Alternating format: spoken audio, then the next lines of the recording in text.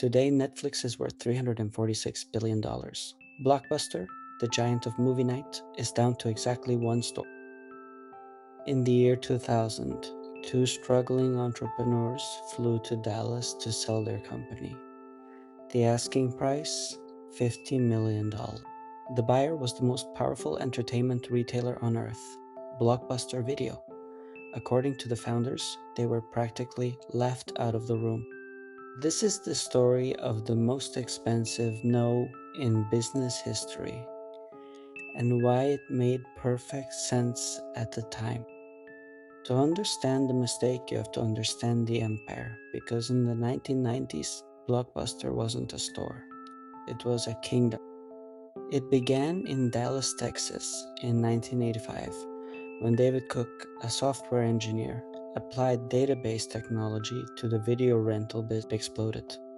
Cook's system tracked what every neighborhood actually watched, so every store stocked exactly the tapes its customers wanted on Friday night. At its peak in 2004, Blockbuster operated more than 9,000 stores worldwide and employed over 84,000 people. Friday night at Blockbuster wasn't shopping. It was a ritual.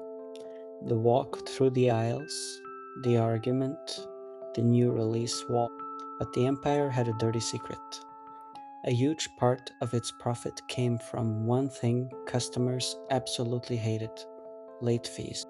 Return a tape late, and the meter ran. Millions of Americans paid. Millions of Americans quietly resented every single dollar of it. One of those customers, according to the story he later told, was a Silicon Valley entrepreneur named Reed Hastings. Hastings said a $40 late fee on Apollo 13 pushed him to imagine a video service with no late fees at all. Is that story true? Even his co-founder has called it a simplification, a founding myth polished for the press. But the frustration behind it was real for millions of people. And frustration in business is an invitation. In 2000, Netflix was a DVD by mail service with a website, a warehouse, and a problem. It was bleeding money. The dot-com bubble had just burst. Investors were fleeing anything with a website. Netflix needed a lifeline fast. So Reed Hastings and co-founder Marc Randolph flew to Dallas for a meeting with Blockbuster's chief executive, John Antioco. Their proposal, as both founders describe it: Blockbuster buys Netflix for $50 million, and Netflix runs Blockbuster's online brand. Randolph later said they were laughed out of the room. The king of video had no interest in a money-losing website. Former Blockbuster executive confirmed the essence years later. They had the option to buy Netflix for $50 million and passed. Now, the honest footnote most videos skip. Antioch himself has disputed this version, saying there were never serious acquisition talks. But here's what nobody disputes: the deal never happened. And at the time, refusing may even have looked rational. Netflix was unprofitable. Blockbuster printed money. Every spreadsheet on that boardroom table said the same thing: why buy a leaking boat? And this is the twist that makes this story an autopsy, not a bad luck story. Because the obvious mistake was not the fatal one. Turning down Netflix wasn't the decision that killed Blockbuster. The fatal decision came 5 years later, quietly and from the inside. And this time there was no rival to blame, no meeting to walk out of. Blockbuster pulled the trigger itself. Here's that decision. In 2005, desperate to match Netflix, Blockbuster scrapped the thing customers hated most: its late fee. Customers cheered. The headlines applauded. Inside the company, the accountants stared at a hole where the profit used to be, because late fees were never a side business.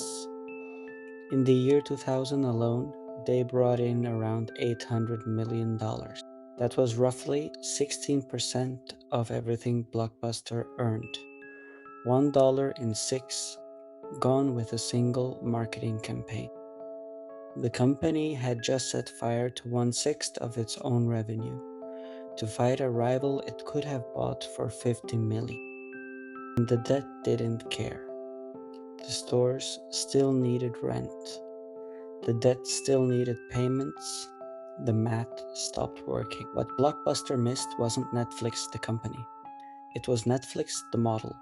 No stores, no late fees, and eventually no discs at all. Blockbuster did fight back. It launched its own online DVD service and threw marketing money at it. For a while, it even grew. But it was running a race with a burning engine.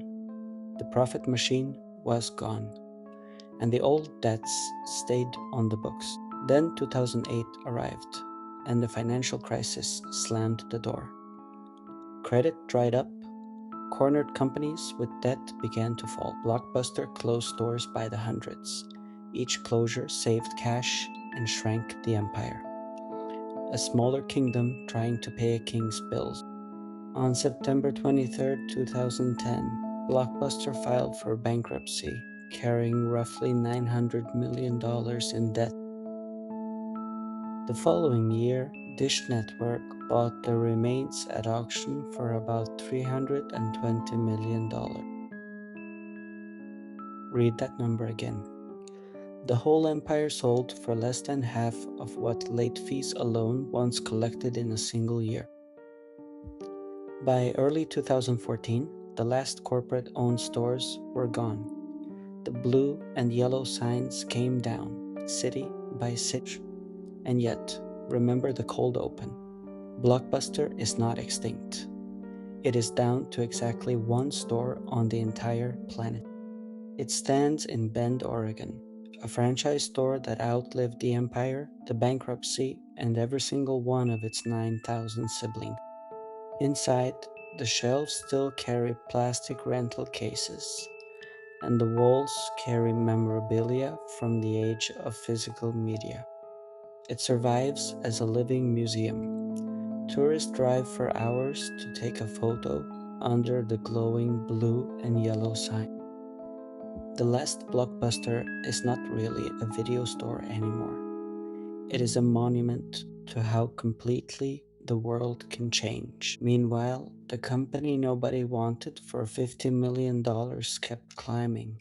Through DVDs, through streaming, through its own near-death moment. Today, Netflix is worth around $346 billion, one of the most valuable entertainment companies on earth. That is roughly a 7,000-fold return on the price Blockbuster refused to pay in that Dallas boardroom. $50 million, the cost of a few dozen stores. The price tag on the future sitting on the table. Blockbuster didn't lose because it was blind. It looked directly at the future and decided the present paid better. So here's the real lesson. And it's not that Blockbuster was stupid. Blockbuster was, by every measure, extremely good at its business. Every number Blockbuster looked at in 2000 said no. The revenue said no. The profit said no.